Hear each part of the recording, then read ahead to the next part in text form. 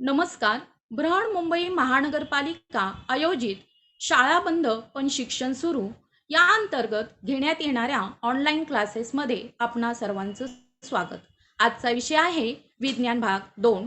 Topic आहे revision. त्याच्यातून आपण सेल म्हणजे पेशी हे अभ्यासणार आहोत. मी सौ रूपश्री रंगनाथ गायकवाड, दिंडोशी वसाहत मनपा माध्यमिक शाळा गोरेगाव पूर्व आपणा सर्वांचं स्वागत करते. तर विद्यार्थी मित्रांनो, आज आपला विषय आहे विज्ञान. तर या विज्ञानाकडे त्याचा अभ्यास करण्या अगोदर आपण विज्ञान म्हणजे काय ते अभ्यासूया. विज्ञान म्हणजे विशेष ज्ञान. विज्ञान म्हणजे असे काचे उत्तर. विज्ञान म्हणजे गरज पडल्यावर शोधलेले उत्तर. विज्ञान म्हणजे आपल्या शरीरात, मनात, अस्मंतात त्या पलीकडे जे काही घडते ते असेच का घडते याचा अर्थ शोधणे म्हणजे विज्ञान. विज्ञान म्हणजे माहितीला पडताळून पाहणे, सृष्टीतील रहस्यांचा शोध घेण्याचा प्रयत्न करणे. मुलांनो, याच्यावरून तुमच्या लक्षात आलं असेल की विज्ञान म्हणजे काय आहे. विशेष ज्ञान आहे, असे काचे उत्तर मिळवण्याचं साधन आहे. मग असं जर असेल तर या विषयाचा आपल्याला अभ्यास करणं खूप गरजेचं आहे. आणि म्हणून आपल्या सर्व इयत्तामध्ये विज्ञान म्हणजे सायन्स हा सब्जेक्ट आहे. तुम्हाला आतापर्यंत जनरल सायन्स हा सब्जेक्ट होता. आता तुम्हाला सायन्स अँड टेक्नॉलॉजी हा सब्जेक्ट आलेला आहे. यामध्ये तुम्हाला पुढे जाण्या अगोदर आणखीन आपण विज्ञानाचा अभ्यास का करावा. आता अभ्यासासाठी तर आहे, परंतु का करायचा विज्ञानाचा अभ्यास. फक्त परीक्षेपुरता, फक्त मार्क मिळवण्यासाठी का, तर नाही. तर याचा अभ्यास करायचा आहे अंधश्रद्धा दूर होण्यासाठी. बघा, आपल्या अवतीभोवती खूप लोक म्हणजे सुशिक्षित शिकलेले लोक सुद्धा अंधश्रद्धेला बळी पडतात. मग ही जर अंधश्रद्धा दूर करायची असेल तर आपल्याला विज्ञानाचा अभ्यास करणं खूप आवश्यक आहे. यानंतर सजीव सृष्टीविषयी ज्ञान मिळवण्यासाठी आपल्या सभोवती असंख्य प्रकारच्या सजीव सृष्टी आढळतात आणि या सर्व सजीवांचं ज्ञान मिळवण्यासाठी सुद्धा विज्ञानाचा अभ्यास करणं आवश्यक आहे. या अगोदर मी तुम्हाला सांगितलं विज्ञान म्हणजे कायच, तर ते म्हणजे असे काचे उत्तर. तर ते सुद्धा आपल्या अवतीभोवती बऱ्याचशा गोष्टी घडत असतात. मग त्या का घडतात, हे असंच का होतं, हे सर्व प्रश्नांची उत्तर मिळवण्यासाठी आपल्याला विज्ञानाचा अभ्यास करणं खूप आवश्यक आहे. यानंतर आपले राहणीमान उंचावण्यासाठी बघा, पूर्वीच्या लोकांचं राहणीमान आणि आत्ताच्या लोकांचं राहणीमान खूप बदल आहे आणि हा कशामुळे होत झाला, तर हा केवळ विज्ञानाने झाला. मग आपलं राहणीमान उंचवण्यासाठी सुद्धा विज्ञानाचा अभ्यास करणं खूप आवश्यक आहे. यानंतर आपल्या जीवनाला गती मिळण्यासाठी. तर आपलं आत्ता जीवन खूप गतिशील झालेलं आहे. पूर्वी बघा, एखादा संदेश आपल्याला द्यायचा असेल तर 1 महिना तिथपर्यंत त्या व्यक्तीला पोहोचण्यासाठी लागायचं. परंतु आता तसं नाही. परदेशात सुद्धा आपण काही सेकंदात आपण काय करतोय, संपर्क साधू शकतो. त्या व्यक्तीला डायरेक्ट बघू शकतो आणि हे केवळ केवळ हे कशामुळे झालेलं आहे, विज्ञानामुळे झालं. आणि यासाठी आपण विज्ञानाचा अभ्यास करणं आवश्यक आहे. आता विज्ञान विषय हा खूप मुलांना अवघड जातो. मग तो सोपा कसा करायचा, काय करायचं बरं. तर विज्ञान विषय सोपा जाण्यासाठी संकल्पना समजून घेणे. बघा, कन्सेप्ट जे आहेत ते कन्सेप्ट समजून घेणं खूप खूप आवश्यक आहे. जर तुमचे कन्सेप्ट अगोदरचेच क्लिअर नसतील तर तुम्हाला पुढे काहीही समजणार नाही. म्हणून आपल्या संकल्पना क्लिअर स्पष्ट असणं आवश्यक आहे. कारण विज्ञान म्हणजे तुम्ही 5वी मध्ये सेल म्हणजे पेशी हे शिकत असाल, त्याची जी व्याख्या शिकलात तेच तुम्ही 9वी आणि 10वी ला सुद्धा शिकणार आहे. म्हणून तुमचं ते पूर्वज्ञान, संकल्पना स्पष्ट असणं आवश्यक आहे. म्हणजे ते समजणं तुम्हाला गरजेचं आहे. यानंतर निरीक्षण करणे, ऑब्झर्वेशन. तर तुम्ही अभ्यास करत असताना किंवा इतर अवतीभोवती निरीक्षण क्षमता तुमच्याकडे असणं आवश्यक आहे. यानंतर महत्त्वाचा भाग म्हणजे आकृत्या. तर विज्ञानमध्ये आकृत्या येतात आणि या आकृत्यांचा सराव, कारण आकृत्याला सुद्धा मार्क असतात आणि आकृती समजली की आपल्याला त्याचं डिस्क्रिप्शन लिहायला खूप सोपं जातं. त्यामुळे आकृत्यांचा सराव करणं सुद्धा खूप आवश्यक आहे. यानंतर पाठ्यपुस्तकांचे सूक्ष्म वाचन करणे, टेक्स्टबुक, मायक्रो रीडिंग, शब्द तुम्ही वाचला पाहिजे. तर हे सुद्धा तुम्ही केलं पाहिजे आणि पूर्वज्ञान असणे. तर मी आत्ताच तुम्हाला सांगितलं, की पूर्वज्ञान म्हणजे कुठेही तुम्ही 5वीत जे शिकलात, सेल म्हणजे, टिश्यू म्हणजे, तेच तुम्हाला 9वी आणि 10वीला आणि इव्हन पुढे सुद्धा तीच व्याख्या असणार आहे. म्हणून तुमच्याकडे पूर्वज्ञान असणं खूप आवश्यक आहे. तर विद्यार्थी मित्रांनो, या पद्धतीने तुम्ही काय करू शकता, विज्ञान विषय सोपा करू शकता. विज्ञान 1 असो किंवा विज्ञान 2 असो, या दोन्ही गोष्टीसाठी तुम्हाला या गोष्टी लक्षात घेणं आवश्यक आहे. यानंतर आता विज्ञानाचा पेपर लिहिताना, विज्ञानाचा अभ्यास का करावा, सोपा कसा करावा हे आपण पाहिलेलं आहे. पण आता विज्ञानाचा पेपर लिहिताना काय बरं लक्षात ठेवायचं? कारण मराठीचा जसा पेपर लिहितो त्या पद्धतीने विज्ञानाचा पेपर लिहिणं हे चुकीचं आहे. म्हणजे आपण मुद्देसूद, विज्ञानाचा पेपर लिहिताना मुद्देसूद लिहिणं आवश्यक आहे. म्हणजे वैज्ञानिक शब्द त्याच्यामध्ये असणं आवश्यक आहे. वैज्ञानिक शब्दांचा वापर असणं आवश्यक आहे. यानंतर तुम्ही ज्या आकृत्या काढतायत त्या अचूक असणं आवश्यक आहे आणि त्याचबरोबर नामनिर्देशित, म्हणजेच काय, त्याच्यासोबत तुम्ही नावं देणं, त्या आकृत्यांच्या महत्त्वाच्या भागांना नावं देणं आवश्यक आहे. यानंतर महत्त्वाच्या शब्दांना अधोरेखित करणे. आता जे काही महत्त्वाचे शब्द आहेत त्याला अधोरेखित करणं आवश्यक आहे. बघा, फॉर एक्झाम्पल मी तुम्हाला सांगते, की आपण विज्ञानामध्ये शिकलात की गांडुळाला शेतकऱ्याचा मित्र म्हणतात. आता याचं उत्तर काय आहे? तर बरेच जण मुलं काही काही लिहित असतात, की गांडूळ इथे आमच्याकडे आढळतो, तिकडे दिसला असं. तर हे लिहून तिथे चालत नाही. तर तुम्हाला तिथे गांडूळ हा काय करतो, जमीन भुसभुशीत करतो. त्याची विष्ठा जमिनीसाठी खत म्हणून चांगली असते, हे लिहिणं आवश्यक आहे. म्हणजे यासारख्या म्हणजे मुद्देसूद लेखन तुमचं असणं आवश्यक आहे. तर या पद्धतीने तुम्ही विज्ञानाचा पेपर लिहिताना या गोष्टी लक्षात ठेवणं आवश्यक आहे.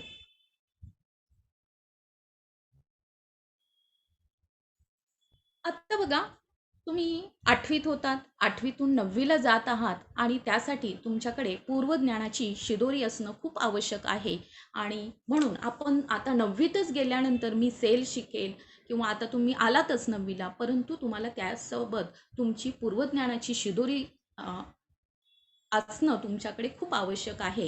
तर stop waiting tomorrow, start now. तर आत्तापासूनच ते पूर्वज्ञान घेण्याला सुरुवात करा आणि तुम्हाला हे सर्व झालेलं आहे. तर आजचा आपला विषय आहे विज्ञान 2. बघा, विज्ञान 2 म्हटलं की त्याच्यामध्ये अभ्यास असतो जीवशास्त्र म्हणजे बायोलॉजी आणि पर्यावरणशास्त्र म्हणजे एन्व्हायरमेंटल स्टडीज. यापूर्वी तुम्हाला फक्त एकच विज्ञानाचा पेपर असायचा. आता विज्ञानाचे 2 पेपर आहेत आणि विज्ञान भाग 2 मध्ये आपण या विषयांचा अभ्यास करतो. आता बायोलॉजी म्हणजे त्याच्यामध्ये बॉटनी आणि झुलॉजी म्हणजेच वनस्पतीशास्त्र आणि प्राणीशास्त्र या दोन्हीचा आपण अभ्यास करत असतो. आता जीवशास्त्राचं जर बेसिक कन्सेप्ट घेतला, कुठून जीवशास्त्र सुरू होत असेल, ते म्हणजे पेशी. बघा, पेशी त्यालाच इंग्लिशमध्ये सेल असं म्हणतात. The cell is the basic structural, functional and biological unit of all known organisms. म्हणजेच पेशी म्हणजे सजीवाचे रचनात्मक आणि कार्यात्मक एकक आहे. आपल्या शरीराचे म्हणजे जे सर्व सजीव आहेत त्या सजीवांची जी रचना आहे किंवा जी कार्य घडतात, तर त्याचं एकक कोण असेल तर पेशी आहे.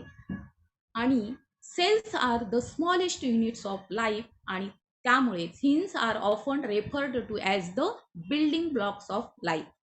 म्हणजेच ते आपल्या जीवनाचे काय आहेत, बिल्डिंग ब्लॉक्स आहेत. आता हे सेल जे आहे, या सेलचा जनक रॉबर्ट हुक यांनी या सेलचा शोध लावला. यानंतर बऱ्याच शास्त्रज्ञांनी त्याच्यामध्ये शोध लावलेले. आपण फक्त इथे सेल म्हणजे काय हे लक्षात घेऊया. म्हणजे लक्षात आलं तुमच्या, सेल म्हणजे म्हणजेच पेशी म्हणजे सजीवाचे रचनात्मक व कार्यात्मक एकक आहे. आता सेलमध्ये बघा काही सजीव जे आहेत ते एकाच पेशीपासून बनलेले असतात. त्याला युनिसेल्युलर ऑर्गॅनिझम असं म्हणतात. आणि काही सजीवांचं म्हणजे अ, सजीवांचं शरीर हे अनेक पेशीपासून तयार झालेलं असतं. त्याला मल्टीसेल्युलर ऑर्गॅनिझम्स असं म्हणतात. बघा इथे मी लिहिलेलं आहे unicellular organism also non as single celled animal. म्हणजे याच्यामध्ये फक्त सिंगल सेल असतं. युनी म्हणजे एक, तर सिंगल सेल ऑर्गॅनिझम असतो. याची उदाहरणं आपण देऊ शकतो. युग्लिना, पॅरामिशियम, अमिबा ही उदाहरणं ही युनिसेल्युलर ऑर्गॅनिझम्सची आहेत. बघा is an organism that consist of a single cell म्हणजे एकच सेल इथे असते. आणि multicellular organisms are organisms that consist of more than one cell म्हणजे एकापेक्षा जास्त पेशींनी यांचं शरीर बनलेलं असतं. तर हे आहे पेशी.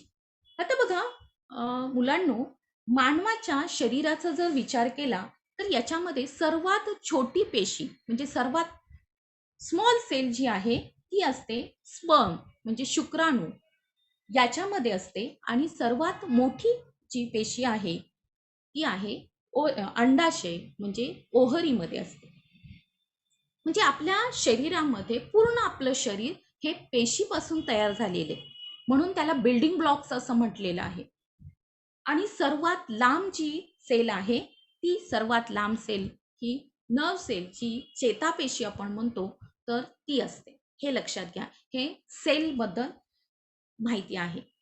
यानंतर आता सेलमध्ये कोणकोणते ऑर्गेनेल्स असतात म्हणजे पेशी अंगक. पेशी आणि पेशी अंगके हे लेसन तुम्ही गेल्या वर्षी अभ्यासलेलं आहात. आता इथे तुम्हाला सेलचे ऑर्गेनल्स दिसतात. त्याच्यामध्ये काय काय आढळतं. इथे दाखवलेली जी पेशी आहे ती वनस्पती पेशी आहे. बघा वनस्पती पेशी आणि प्राणी पेशीमध्ये फरक आहे. त्याचे बघा सेल ऑर्गनल्स न्यूक्लियस म्हणजेच केंद्र जे की इथे पेशीमध्ये तुम्हाला दिसतंय सेंटरला आहे. यानंतर एंडोप्लाझ्मिक रेटिक्युलम म्हणजेच अंतर्द्रव्य जालिका, मायटोकॉन्ड्रिया, तंतुकणिका, गॉल्गी ॲपॅरेटस, गॉल्गी संकुल, व्हॅक्यूल म्हणजे रिक्तिका, रायबोझोम्स, लायसोसोम म्हणजे लयकारिका, क्लोरोप्लास्ट हरित लवक, प्लॅस्टिड्स म्हणजे लवके, प्लाझ्मा मेम्ब्रेन म्हणजे पेशीपटल आणि सेल वॉल म्हणजे पेशीभित्तिका. बघा ही सर्व सेल ऑर्गॅनल्स असतात. आता हे का आपण पाहायचं कारण ज्यावेळेस पुढे तुम्हाला हे शब्द येणार आहेत की मायटोकॉन्ड्रिया याला पॉवर हाऊस म्हणतात. म्हणजे मग तुम्हाला ते मायटोकॉन्ड्रिया म्हणजे काय ते कुठे असतं हे माहीत असणं आवश्यक आहे. किंवा क्लोरोप्लास्ट हरितलवकामुळे वनस्पती स्वतःचं अन्न स्वतः तयार करू शकतात. मग हे क्लोरोप्लास्ट कुठे असतं हे तुम्हाला माहीत असणं आवश्यक. तर हे जे सर्व ऑर्गॅनल्स आहेत म्हणजे हे जे पेशी अंगक आहेत म्हणजे पेशीमध्ये ही आढळतात. बघा किती आपल्या शरीराची रचना किती विशेष असेल म्हणजे एवढी स्मॉल पेशी आहे आणि त्या पेशीमध्ये पुन्हा ही एवढी अंगक असतात आणि ती सर्व अंगक आपली आपली कार्य व्यवस्थित करत असतात. तर काही अंगकाची आपण काय करूया कार्य बघूया आणि ते कसे असतात ते आपण अभ्यासूया. या nucleus. Nucleus the nucleus is a membrane bound organelle that consist of genetic material of eukaryotic organisms. बघा मुलांनो, जर आपण ही पेशी सूक्ष्मदर्शक यंत्राने पाहिली तर त्याच्यामध्ये सेंटरला केंद्रक दिसतं आणि या केंद्रकामध्ये दुहेरी आवरण असतं आणि त्यावर काय असतात छिद्र असतात. त्याला केंद्रकी छिद्र असं म्हणतात. तुम्हाला इथे आकृतीमध्ये मी केंद्रक दाखवलेलं आहे. आता इथे तुम्हाला 9वी साठी गुणसूत्रे म्हणजे क्रोमोझोम्स डीएनए हा भाग येतो. मग हे कुठे असतात हे तुम्हाला माहीत असणं आवश्यक आहे. मग हे कुठे असतात बघा तर हे न्यूक्लियसमध्येच असतात. जे काही क्रोमोझोम्स असतात म्हणजेच गुणसूत्रे असतात ही न्यूक्लियसमध्ये असतात. आता या न्यूक्लियसचं काय काम आहे तर पेशीची जी सर्व चयापचय क्रिया आहेत मेटाबॉलिटिक ॲक्टिव्हिटीज, तर त्या ॲक्टिव्हिटीजमध्ये भाग घेणं, त्याचबरोबर पेशी विभाजन म्हणजे सेल डिव्हिजन जे होते त्याच्यावरती नियंत्रण ठेवणं. बघा, नीट लक्षात घ्या मुलांनो, आपलं जे मेंदू आहे त्या मेंदूमध्ये पेशी विभाजन होत नाही. म्हणून आपल्याला मेंदूला मार लागल्यानंतर काय म्हटलं जातं की ती जखम भरली जात नाही. बाकी जर आपण बघितलं, लिव्हर जो आपल्या शरीराचा भाग आहे त्याच्यामध्ये पेशी विभाजन खूप जास्त होतं आणि त्यामुळे तिथे लगेचच ती जखम भरून येते. नीट लक्षात घ्या. तर पेशीचं न्यूक्लियसचं कार्य काय आहे, म्हणजे केंद्रकाचं कार्य आहे पेशीच्या सर्व चयापचय क्रियेमध्ये सहभागी होणं, त्याचबरोबर चयापचय क्रिया आणि त्याचबरोबर पेशी विभाजन यावर नियंत्रण ठेवणं. जास्त पेशी विभाजन झालेलं सुद्धा चांगलं नसतं. जो कॅन्सर हा आपण म्हणतो, तो कॅन्सर हा कशामुळे होतो, तर जास्त सेल डिव्हिजन झाल्यामुळे, प्रमाणापेक्षा जास्त. मग त्याच्यावरती कंट्रोल कोण करतोय? न्यूक्लियस करतोय. यानंतर जनुकाद्वारे अनुवंशिक गुणांचे संक्रमण पुढील पिढीकडे होणं. बघा, it is involved in the transmission of hereditary, म्हणजेच अनुवंशिकता जी आहे. बघा, आपल्यामध्ये आपल्या मातापित्याचे काही लक्षणं असतात, तर ती कशामुळे, तर त्याच्यामध्ये काय असतो, न्यूक्लियसचा सहभाग असतो. तर या पद्धतीने न्यूक्लियस हा सेलमध्ये म्हणजे आपल्या पेशीमध्ये कार्य करत असतो. समजलं तुम्हाला? इथे केंद्रकाची तुम्हाला आकृती दाखवलेली आहे, त्याच्यामध्ये बघा नावं सुद्धा दिलेली आहेत. तर केंद्रक मध्ये जो पिवळा भाग दिसतोय तो आहे केंद्रकी, न्यूक्लियोलस. तर या पद्धतीने हा आहे केंद्रक. यानंतर पुढचं आपण ऑर्गॅनल्स बघूया, म्हणजे पेशी अंग.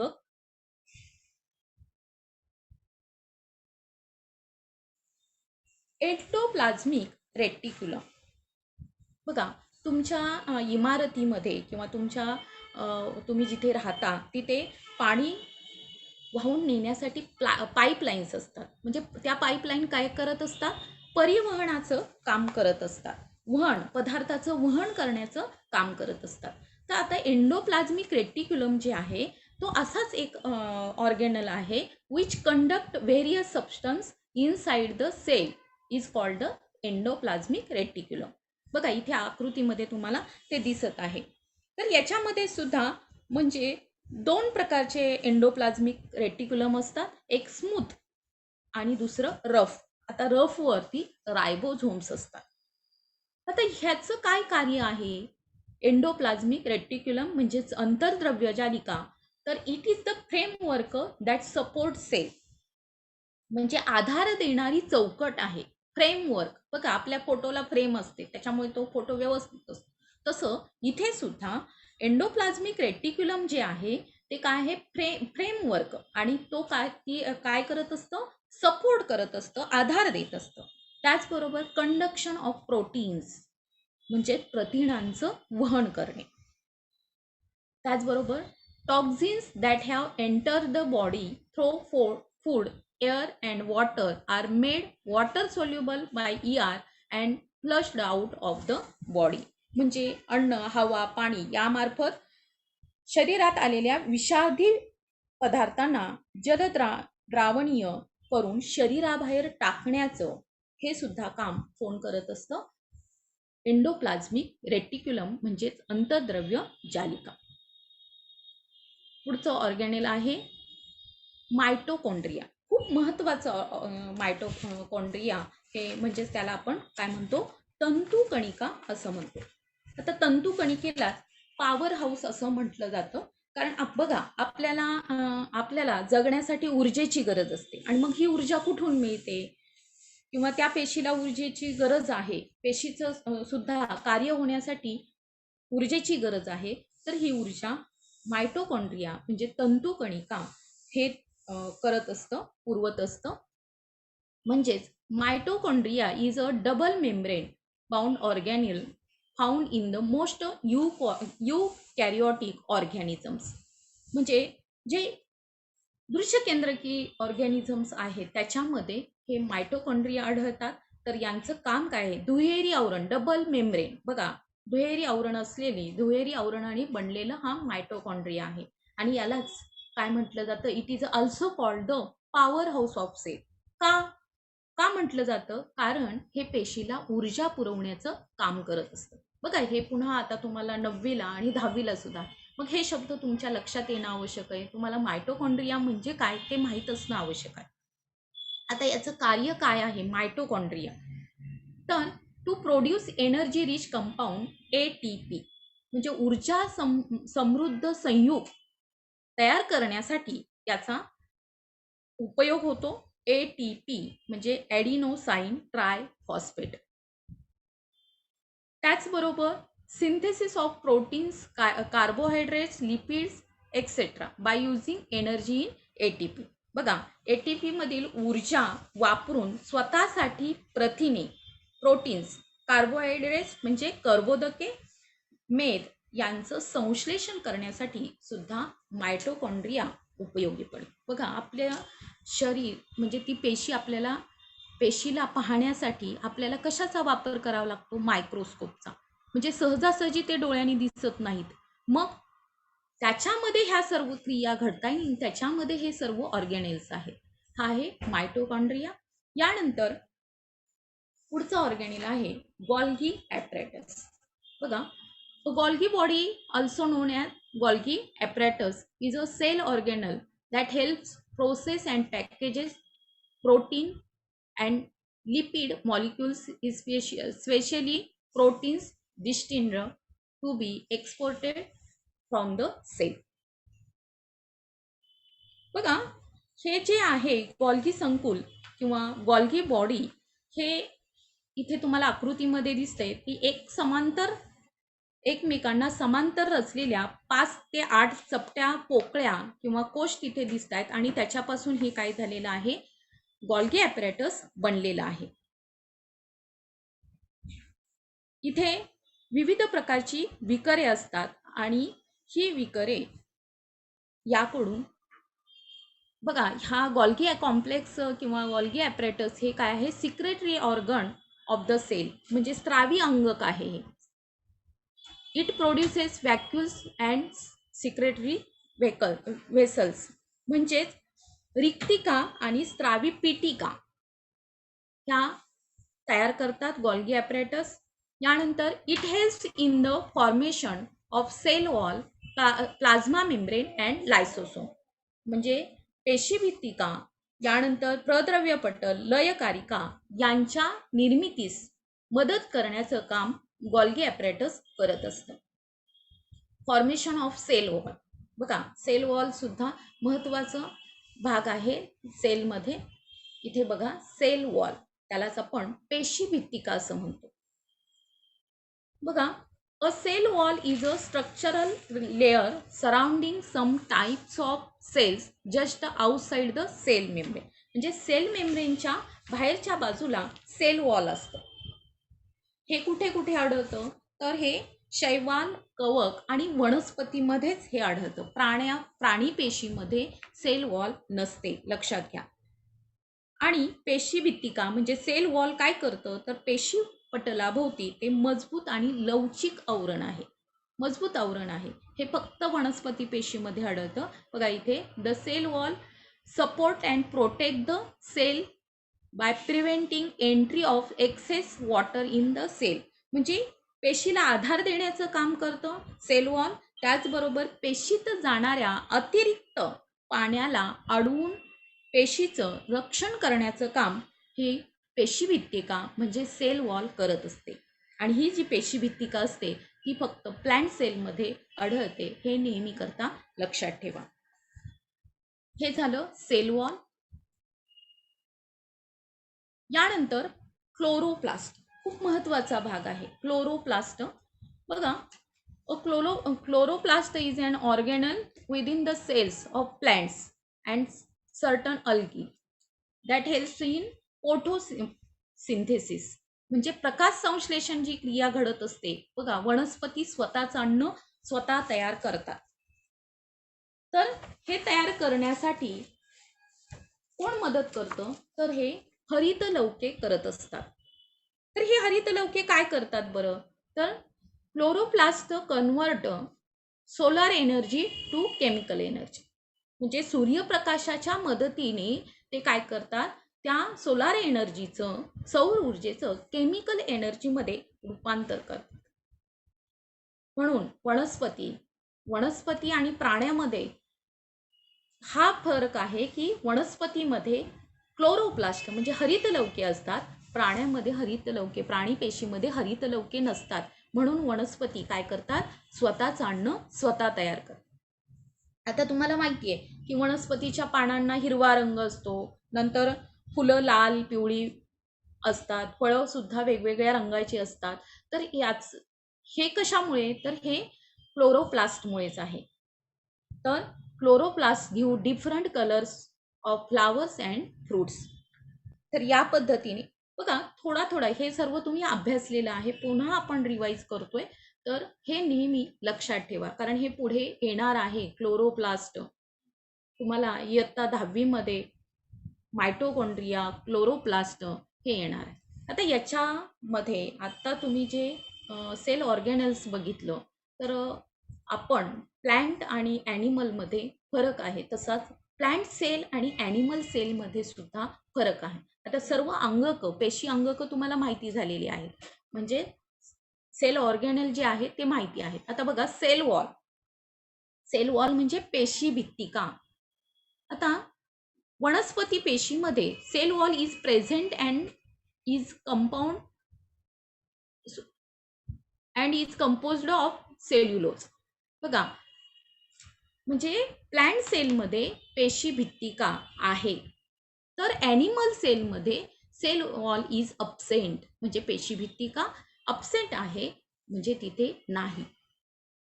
यानंतर शेप, प्लांट सेलचा शेप कसा असतो बघा. Plant cell is rectangular and has fixed shape, म्हणजे फिक्स शेप आहे त्याचा. तुम्हाला इथे दिसतंय आकृतीमध्ये, तुम्हाला प्लांट सेल दिसते. आणि animal cell is a round and irregular shape, म्हणजे त्याचा असा विशिष्ट असा शेप नाही, राऊंड, सहसा ती राऊंडमध्ये असते, लक्षात. त्यानंतर व्हॅक्यूल, बघा व्हॅक्यूल म्हणजे रिक्तिका. It has one large central vacuole taking up 90% of cell volume and is filled with watery flow. बघा, रिक्तिका म्हणजे व्हॅक्यूल्स जे आहे ते वनस्पती पेशीमध्ये एक मोठी असते रिक्तिका. आणि मग हे काय करतं, तर पेशीतील घटक द्रव्यांची साठवण करण्याचं हे काम करत असतं, हे रिक्तिका, हे जे पेशी अंगक आहे ते. तर इकडे ॲनिमल सेलमध्ये it has small vacuoles much smaller than plant cell, म्हणजे इथे स्मॉल व्हॅक्यूल्स असतात कशामध्ये, ॲनिमल सेलमध्ये. आणि खूप म्हणजे जे वनस्पती सेलमध्ये म्हणजे प्लांट सेल जे आहे त्याच्यापेक्षा खूप लहान असते. हे झालं व्हॅक्यूल. यानंतर क्लोरोप्लास्ट. बघा, या क्लोरोप्लास्टमध्ये मुळेच आपल्या आणि म्हणजे ॲनिमल्स आणि प्लांट्समध्ये खूप फरक दिसतो. तर plant cell have chloroplast because they make their own food, म्हणजे ते स्वतःचं अन्न स्वतः तयार करतात, प्लांट सेल. आणि animal cells don't have chloroplast, म्हणजे ॲनिमल सेल्समध्ये क्लोरोप्लास्ट नसतात. यानंतर प्लास्टिड्स. बघा, प्लास्टिड्स म्हणजे लवके. तर इथे प्लांट सेलमध्ये ते प्रेझेंट असतात आणि ॲनिमल सेल्समध्ये ती अब्सेंट असतात, लवके. म्हणजे जे काही आपण आत्ता सांगितलं मी, फुलांना फळांना जो कलर आहे तो लवकामुळे असतो, लवके. तर ते वनस्पती पेशीमध्ये असतात, प्राणी पेशीमध्ये नसतात. त्यानंतर लायसोसोम म्हणजेच लयकारिका. तर याचं वनस्पती पेशीमध्ये नसतात आणि प्राणी पेशीमध्ये लायसोसोम असतात. तर या पद्धतीने इथे प्लांट सेल व ॲनिमल सेल म्हणजे वनस्पती पेशी आणि प्राणी पेशीमध्ये फरक आढळतो. कारण तुम्हाला आता यावर्षी वनस्पतीचे वर्गीकरण हे शिकायचं आहे, तर तुम्हाला लक्षात आलं पाहिजे. यानंतर 10वीला प्राण्यांचे वर्गीकरण आहे. बघा, आता हे झालं सर्व सेल, म्हणजे सेलबद्दल आपण माहिती मिळवू. आता टिश्यू. टिश्यू म्हणजे काय? तर tissue is a cellular organization level between cells. A tissue is and group of similar cells. म्हणजे सारख्या ज्या पेशी आहेत त्या एकत्र येतात आणि they together carry out a specific function. म्हणजे एक विशिष्ट कार्य करण्यासाठी एकत्र येणाऱ्या जो पेशींचा समूह आहे त्याला काय म्हणतात? ऊती असं म्हणतात. बघा, समान कार्य करणाऱ्या पेशी एकत्र येऊन ऊती तयार होतात. ह्याचा सुद्धा बराचसा मोठा भाग तुम्हाला 9वी मध्ये शिकायचा आहे. त्याच्यासाठी तुम्हाला अगोदर टिश्यू म्हणजे काय ते माहीत असणं आवश्यक आहे. बघा, सेल झालं. सेल नंतर काय आहे? टिश्यू. म्हणजे सेल एकत्र येऊन काय होतात? ऊती तयार होतात. आता ऊती एकत्र येऊन काय तयार होतं? तर ऑर्गन, अवयव. बघा, organ is a group of tissues in living organism that have been adapted to perform a specific function. म्हणजे एखादं कार्य करण्यासाठी किंवा समान कार्य करणाऱ्या ऊती एकत्र येऊन काय होतो? तयार अवयव तयार होतो, म्हणजे ऑर्गन. बघा, इथे आपल्या ह्युमन बॉडीमधील काही ऑर्गन दाखवलेले आहेत. पहिलं काय आहे? लंग्स, नंतर heart, eyes, kidneys, stomach, intestine, यानंतर लिव्हर, पॅनक्रियाज आणि ब्रेन. म्हणजेच फुफ्फुसे, हृदय, डोळा, किडनी, पोट, स्टमक, लहान आतडे, मोठे आतडे, यकृत, स्वादुपिंड आणि मेंदू. तर हे काय आहेत? ऑर्गन आहेत. आपल्या सर्वांच्या शरीरामध्ये हे अवयव आढळतात, आहेत की नाही? तर हे सर्व ऑर्गन कशापासून तयार झालेले आहेत? टिश्यू पासून. म्हणजेच सर्व एक स्पेसिफिक कार्य, समान कार्य करणाऱ्या ऊती एकत्र येऊन हे ऑर्गन तयार होतात. तर आता ऑर्गन सिस्टीम. ऑर्गन नंतर काय आहे? Organ system. And organ system is a group of organs. बघा, इथे ग्रुप ऑफ ऑर्गन्स आहे that work together to perform one or more functions. म्हणजे एखादं कार्य करण्यासाठी काय करतात? हे अवयव एकत्र येतात, त्याला ऑर्गन सिस्टीम किंवा अवयव संस्था असं आपण म्हणतो. तर आपल्या ह्युमन बॉडीचा जर आपण विचार केला तर आपल्या शरीरामध्ये पचन संस्था, श्वसन संस्था, रक्ताभिसरण संस्था, चेतासंस्था, उत्सर्जन संस्था, प्रजनन संस्था, अस्थि संस्था आणि स्नायू संस्था या अवयव संस्था आढळतात. म्हणजेच digestive system, respiratory system, circulatory system, nervous system, skeletal system आणि मस्क्युलर सिस्टीम. म्हणजे ह्या सर्व ऑर्गन सिस्टीम्स आहेत. बघा, नीट लक्षात घ्या. मी का सांगते हे? तर आपलं हे सर्व तुम्हाला पुढे पण आहे आणि अगोदर सुद्धा तुम्ही अभ्यास केला आहे. आता म्हणजे ऑर्गन एकत्र येऊन समान कार्य करणारे अवयव एकत्र येऊन काय झालेले आहे? अवयव संस्था तयार झालेली. तर अशा पद्धतीने वेगवेगळ्या अवयव संस्था आपल्या शरीरामध्ये आढळतात.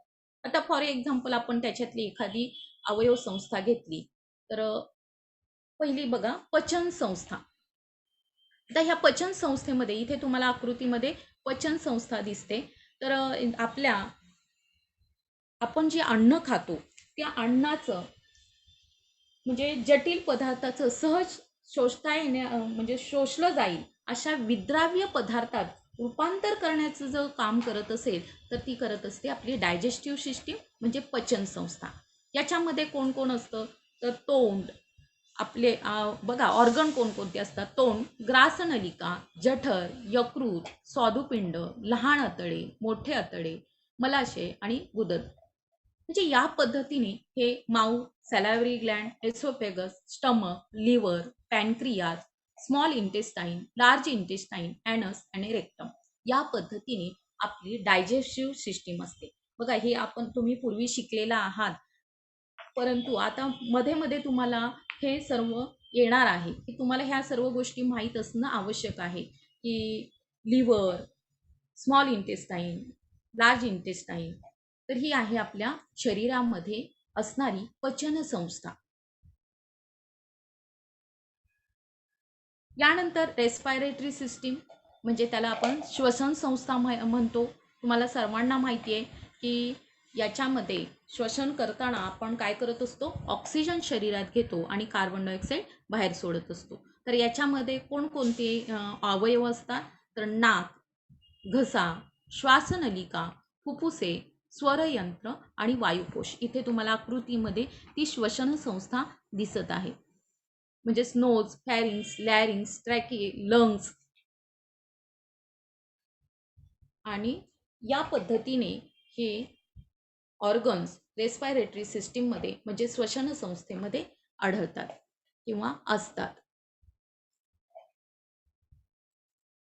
यानंतर आहे सर्क्युलेटरी सिस्टीम. फक्त बघा, मी तुम्हाला फक्त आपल्या शरीरामध्ये असणाऱ्या काही संस्था, हे गेल्या वर्षी सुद्धा तुम्ही ह्युमन बॉडी अभ्यासलेलं आहे, त्याच्यामध्ये सुद्धा हे आहे. तर सर्क्युलेटरी सिस्टीममध्ये काय इथे the circulatory system is an organ system that permits blood to circulate and transport nutrients, oxygen, carbon dioxide, hormones and blood cells. बघा, आपण जो ऑक्सिजन शरीरामध्ये घेतो तो शरीराच्या सर्व भागामध्ये पुरवण्याचं काम कोण करत असेल, तर ही सर्क्युलेटरी सिस्टीम करत असते. याच्यामध्ये हृदय हा ऑर्गन, यानंतर रक्तवाहिन्या, केशिका, शिरा आणि धमन्या, या पद्धतीने हे अवयव असतात. तर बघा, अशा पद्धतीने हे ऑर्गन एकत्र येऊन आपल्या शरीरात वेगवेगळ्या अवयव संस्था तयार झालेल्या आहेत. आणि मग ह्या अवयव संस्था आपलं आपलं कार्य व्यवस्थित करत असतात आणि त्यामुळे आपण व्यवस्थित जीवन जगू शकतो. बघा, इथे तुम्हाला या आकृतीमध्ये दिसेल की कशा पद्धतीने तयार झालेलं आहे. बघा, तुम्हाला माहिती आहे की आपलं जे घर आहे, तर ते पहिल्या काय असतात, विटा. विटा रचून काय तयार होतं, भिंत. हां, भिंत एकत्र येऊन म्हणजे 4 भिंती एकत्र आल्या तर काय होतं, एक खोली तयार होते. आणि अशा 4-5 खोल्या एकत्र येऊन म्हणजे की किचन रूम आहे, बेडरूम आहे, हॉल आहे, तर असे एकत्र येऊन आपलं एक छान घर तयार होतं. तसंच इथे बघा, मी फक्त फॉर एक्झाम्पल उदाहरण दिलंय तुम्हाला. इथं पहिल्यांदा तुम्हाला सेल दिसते. बघा, आता इथे सेलमध्ये काय झालंय की सेल म्हणजे structural and functional unit of living organism. हे सेल आहे. मग सेलपासून काय झालं, टिश्यू तयार झाले. म्हणजे सेल एकत्र येऊन टिश्यू तयार होतात. म्हणजे समान कार्य करणाऱ्या पेशी एकत्र येऊन ऊती तयार होतात. आता ऊती म्हणजे ऊतीनंतर काय आहे, अवयव आहे. तर समान कार्य करणाऱ्या ऊती एकत्र येऊन काय होतो, अवयव तयार होतो. आता यानंतर अवयव संस्था, इथे तुम्हाला पुन्हा पचन संस्था दाखवली आहे बघा. तर या पचन संस्था म्हणजे इथे पचन संस्थेचं कार्य करणारे जे ऑर्गन्स आहेत, जे अवयव आहेत, ते एकत्र येऊन काय होते, एक अवयव संस्था तयार होते. आणि अशा वेगवेगळ्या अवयव संस्था एकत्र येऊन आपलं काय होतंय, शरीर तयार होतं, ह्युमन बॉडी. तर या पद्धतीने आता तुमच्या लक्षात आलं असेल की सेलपासून आपली पूर्ण बॉडी कशा पद्धतीने असते. म्हणून आपण सेलला काय म्हणतो, building blocks of living organisms. तर या पद्धतीने तर तुम्हाला काही मी कोडी इथं देते की मी कोण, ओळखा पाहू मी कोण. तर बघा, ATP तयार करण्याचा कारखाना आहे. यानंतर दुसरं,